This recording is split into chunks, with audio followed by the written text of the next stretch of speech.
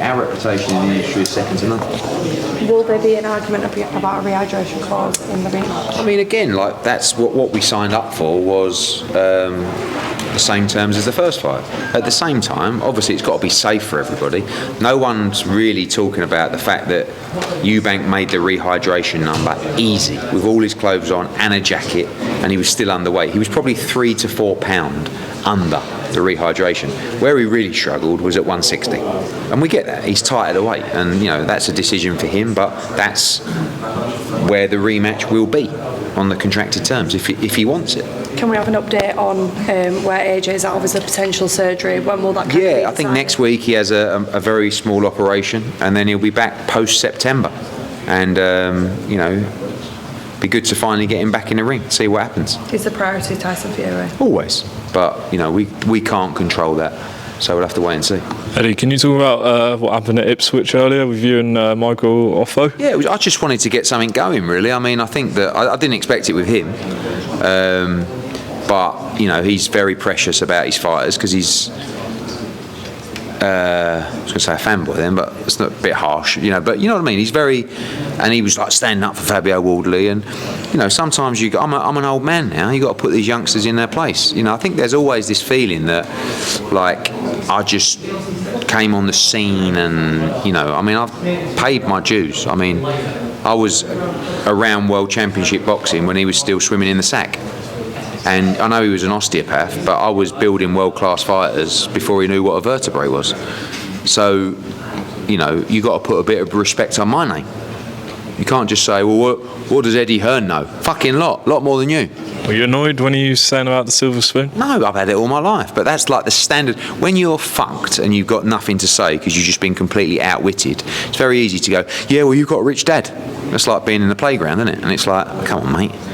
But that's like you got a chip on your shoulder and you're not really happy with yourself. He's making his way in the sport. But I always say that the great thing about boxing is there are no barriers to entry. So look at him. He's all of a sudden popped up on the scene as is his name Magic? Is his name in it? Magic? Michael, yeah. But he calls himself Magic. That's right. Magic. Great. We need characters. We've got Magic. Now the whole world knows Magic. Right? So that's great. Then when he walks out behind the fight with a belt, go out, that's that Magic bloke that Eddie Hearn was talking about. And guess what? He used to be an osteopath as well. I didn't know that. And now the whole world knows that he actually used to be an osteopath.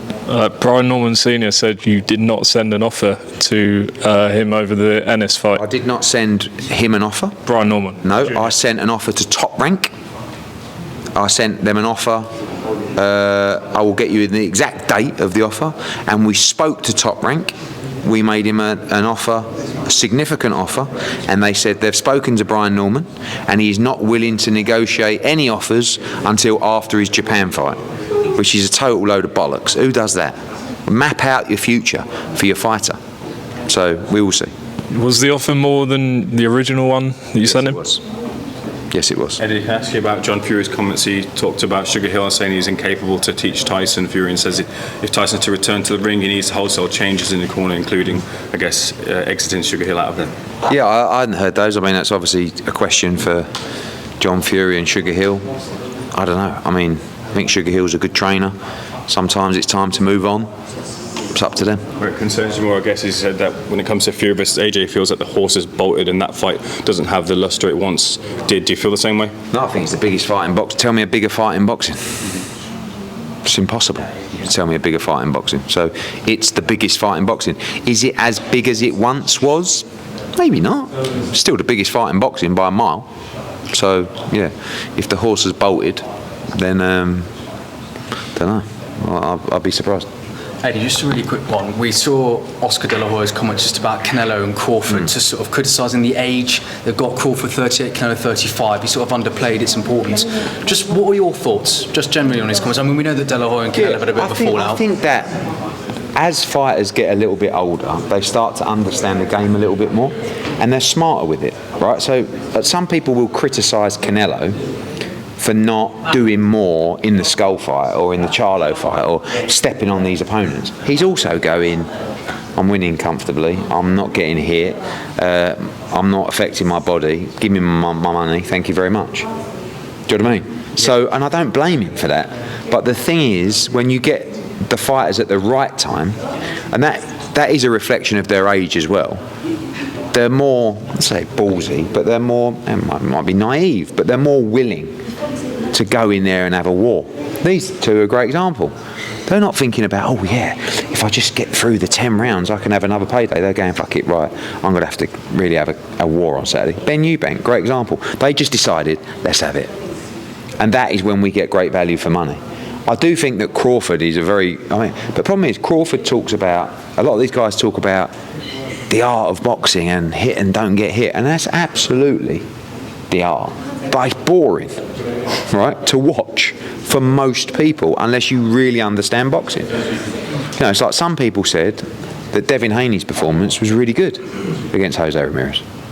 I mean, he won every round, but it was awfully boring, and no one wants to watch that. But Bill will say, no, it was the art of boxing. It's like, well, it may be, but it's boring. So, but I don't think Canelo Crawford will be boring. I think it'll be a fascinating fight. But you notice in like Canelo Triple G3, which I promoted, you didn't get the same fight as the first fight because they're both thinking, that was a tough fight, that was. I mean, do we really want to do that again? Or you can almost see it during the fight. So, yeah, younger the better. Just a quick one on Fisher Allen, obviously, on Saturday. If Johnny Fisher is to lose, how would you rebuild him and how much of a financial hit? You always have to drop down a level. You know, I mean, you never want a fighter to lose, especially one that sells out arenas.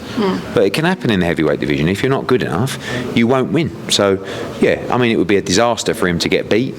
Would we run it back? Probably. We'd do the third. But you don't want to be losing at this level, no disrespect to Dave, if you're going to go on and go through the levels. But it's going to be a very tough night's work. What's your reaction to Shakur calling out Conor Benn? I spoke to him earlier. He wants it.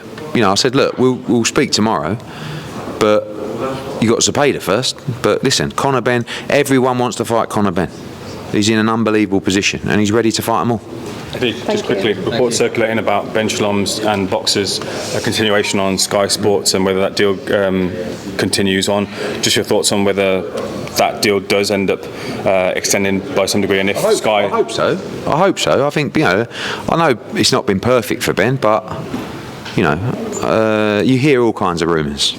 But we'll see. You know, I think they've got some good fighters that I'm sure Sky will want to continue with.